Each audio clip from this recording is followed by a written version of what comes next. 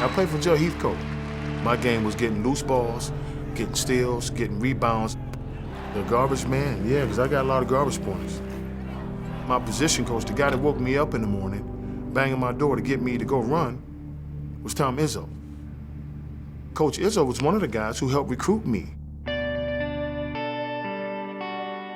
I didn't force my kids to play sports, but I introduced it to them right away. My wife and I, we put a little basketball on their warming table. You know what I mean? We put a basketball in their crib.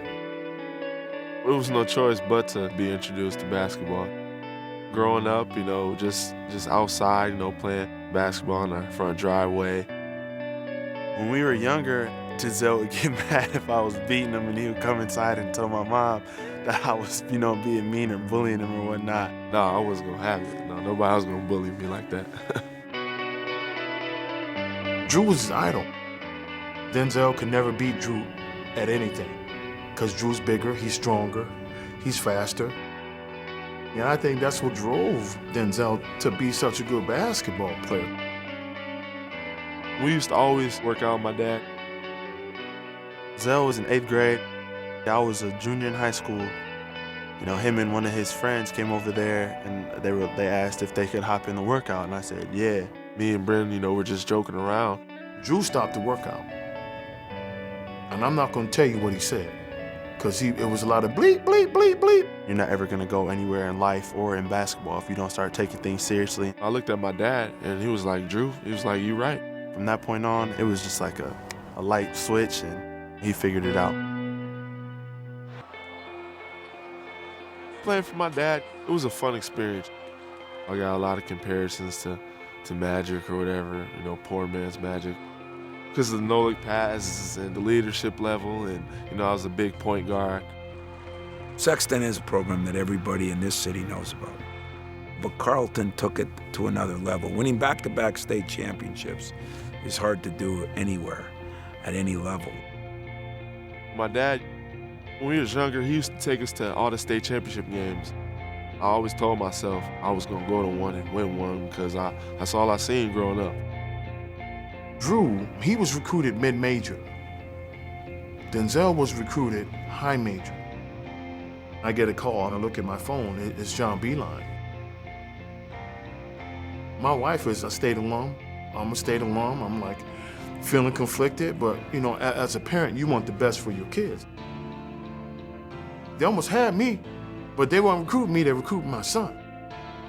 My son was always wanted to go here because as a young kid, this is why I brought him to basketball games. He saw Mateen Cleese, he saw Morris Peterson. And once that offer from Michigan State came, it was over.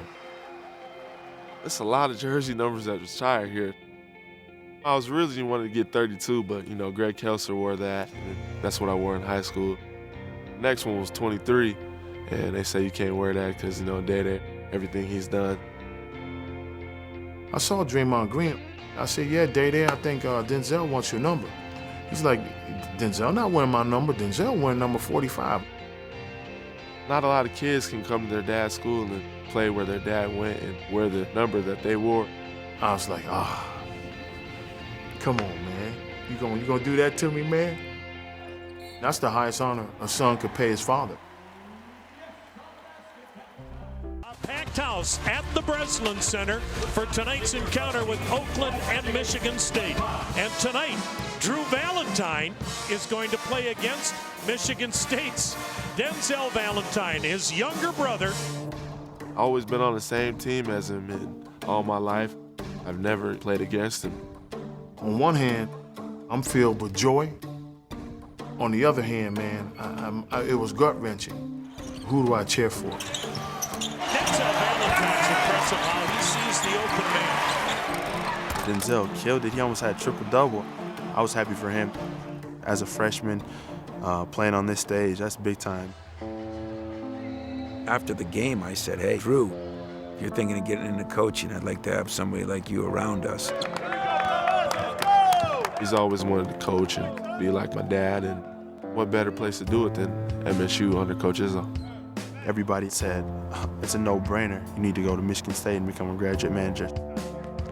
It's kind of a weird but exciting situation at the same time. When you see Coach Izzo going crazy on him and him not doing the right thing, you kind of have to put the brother and family part away, and you have to put yourself into Coach Izzo's shoes. I try to think all the time, what would I say to another player?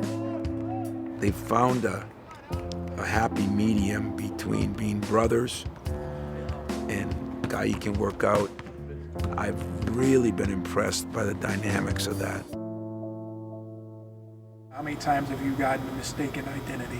Oh, man. Every day. It's unreal.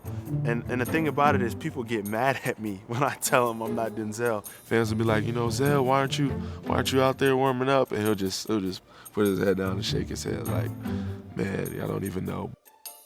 They do look alike, and we get those kind of mix-ups all the time. But you take what you got, and I'm very lucky to have both of my kids at Michigan State.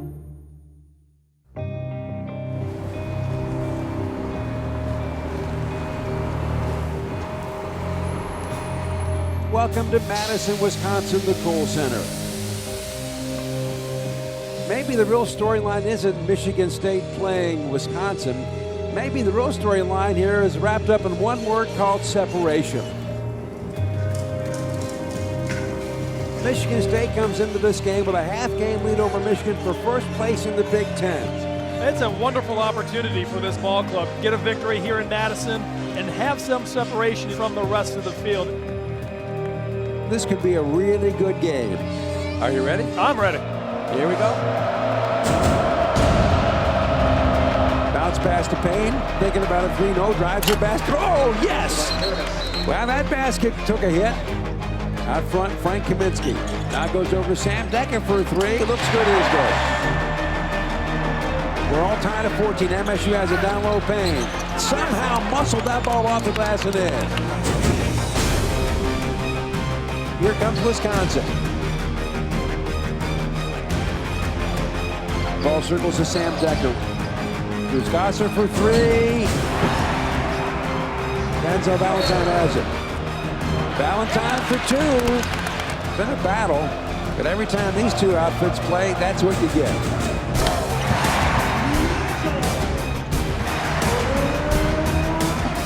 Here come the Badgers. Gosser for 3. It's good. So now the Badgers have their biggest lead of this game. And they have finished this half on an 11-0 run.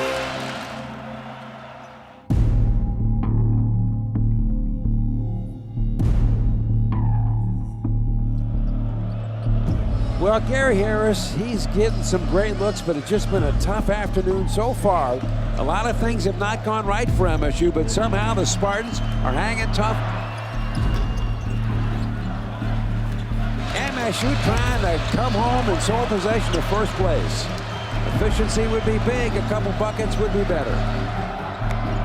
Denzel to Trice. He'll measure a 3 ball. He got it! 55-52 with 1:43 left. Here come the Badgers. MSU gets ready for another defensive stop. Critical sequence of events in this game for both ball clubs. Jackson still dribbling. Ball goes in the side of Kaminsky for a 3 ball. Oh, that was a killer. What a shot by Frank Kaminsky. 25.4 seconds left. Michigan State now trailing Wisconsin 58-53. The flipping in from the side is Matt Costello. Bounce pass to Gary Harris. Step back 3. He got it. He finally got one to drop. They're going to say it's a 2. So they're going to say Gary's foot was on the white line there. So that makes it Wisconsin 58, Michigan State 55 with 23.3 seconds left. Runs the baseline, gets it to Frank Kaminsky. Dribbling around, now gets it to Bruss, and they foul him, and that's the worst guy you want to foul. He's only shooting 96.3% from the line in Big Ten play. These free throws are huge. Here's the first free throw. He missed it. He missed it. 14.3 seconds left. Everybody take a breath. Here we go. Need 3. Valentine flips it into Price. Price dribbling around. Now to Payne. Here's for three in the tie. He got it! He got it! We are tied up in 8.7 seconds to go. Oh my goodness, what a shot by Payne. Tied at 58, and the Badgers will get one more shot at it. Well, he gets it to Jackson. Everybody retreats defensively. Here comes Jackson. 5 seconds left. He breaks in the basket. He fires. He got it. Jackson nails it with 2.1 to go. Now 1 second from half court. Price fires, and he almost made it. He almost made it. Wow. What a great game today in Madison. Final, Wisconsin 60 at Michigan State 58.